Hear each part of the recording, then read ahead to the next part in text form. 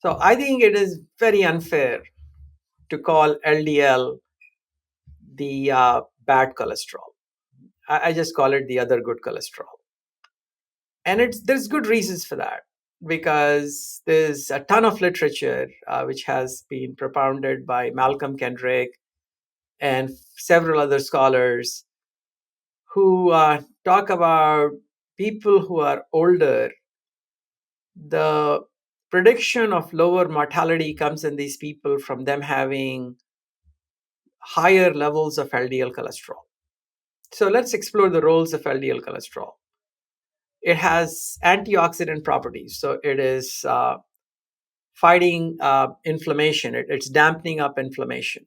It has properties to neutralize invaders into the body, such as bacteria and viruses. So people with high LDL cholesterol are at lower risk of infections. We know that by studying people who have a genetic tendency to have high LDL cholesterol. These are people with familial high LDL cholesterol because they lack a receptor in the liver that picks up LDL cholesterol from circulation. We said that there are other good properties of LDL cholesterol because it's supplying cholesterol to the testis and the ovaries. The testis and the ovaries cannot make enough cholesterol, and they pick up cholesterol from LDL and convert that into estrogens and testosterone. So that's a very important hormone for our body, for well-being, for muscle strength, for insulin resistance. In fact, there is a whole group of people, and I'm not an expert in that, and it's something that I want to get into, which is called bioidentical hormone replacement. And one of the reasons why they want to give bioidentical hormones is because it is a mechanism, just like a low carb diet and intermittent fasting and exercise, to improve on insulin resistance. We can get into some of the other nuances of cholesterol itself, not necessarily LDL cholesterol. And one of them is that it is a component of an important part of our cell membrane. Every cell in our body has a cell membrane. And that cell membrane is doing important functions. It's interacting with other cells, it's interacting with other molecules. And in the cell membrane is a cholesterol rich domain, which is called the lipid raft. Now, it is fair to say that there is some controversy whether the lipid raft actually exists or no.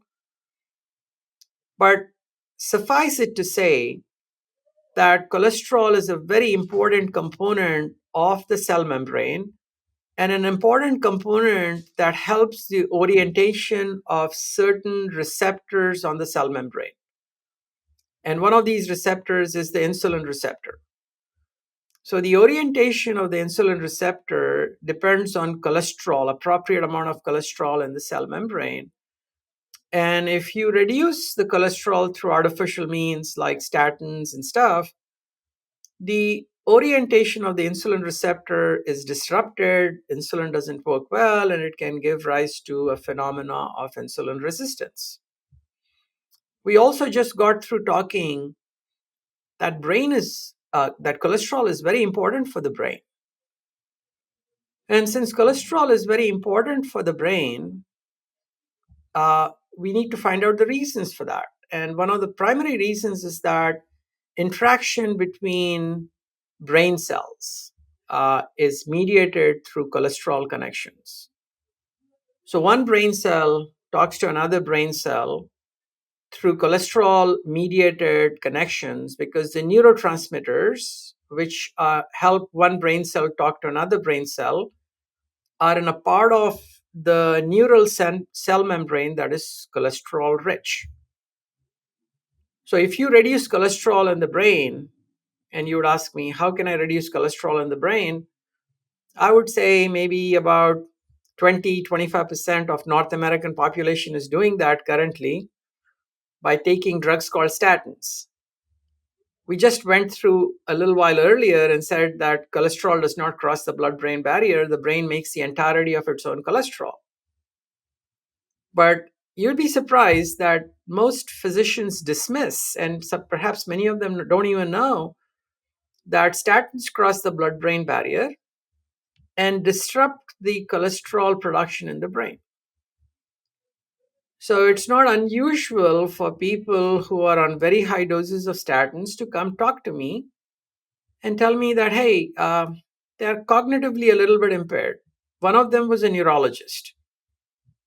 So for the lay audience, we may want to say who a neurologist is, because a neurologist is a brain doctor. So a young brain doctor in his 50s, he had a cardiac event, he had a stent, and he got placed on 80 milligrams of a certain drug called atorvastatin.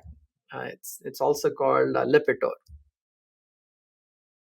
So he was telling me that, hey, I see a patient and I know that my ability to synthesize all his information, his clinical information, what he's telling me, it happens in a matter of milliseconds. You see him and you're listening to information and you're synthesizing it. He said it started taking me a lot longer to do that. And I was wondering why this is the case. And I thought I was getting older. And it was not until I started talking to you that I realized that perhaps it's a side effect of statins. In fact, if you look at the FDA label for statins, it talks about cognitive and memory impairments in several individuals as a result of taking statins. So those are some of the other things that cholesterol does, in addition to some of the good properties of the LDL molecule. One of my favorite Quicksilver Scientific products is their liposomal vitamin C. It's great for immune support, collagen production, and antioxidant protection. The liposome is a great delivery system for effectively getting the vitamin C into your body. Save 15% by clicking the link in the description, and now back to the show. Well, so far when it comes to LDL and cholesterol in general, it sounds like there's all upside, no downside. Why are we fearing LDL and cholesterol? Where did all this begin? And is there any merit at all to that? I first want to make clear that I'm not giving individual medical advice. And I want to make sure that people understand that mainstream medicine thinks that lowering LDL cholesterol in almost everybody helps reduce the risks of coronary artery disease and strokes. However, we are having a scientific discussion. And for anybody who wants to use some of this information for deciding whether they want to reduce or not reduce their cholesterol, or take a statin or a different drug that alters their cholesterol, that please consult your physician. Don't rely on this information, because this exchange is a scientific exchange. So in my mind, I think that the most important aspect of your lipoproteins. Now, lipoproteins means the molecules in our bloodstream that are carrying cholesterol, fat, CoQ10, other substances. And one of them is LDL, which gets the name bad cholesterol, I think. Like I said, I love to call it the other good cholesterol or the good cholesterol. There is no real reason in my mind to lower LDL cholesterol.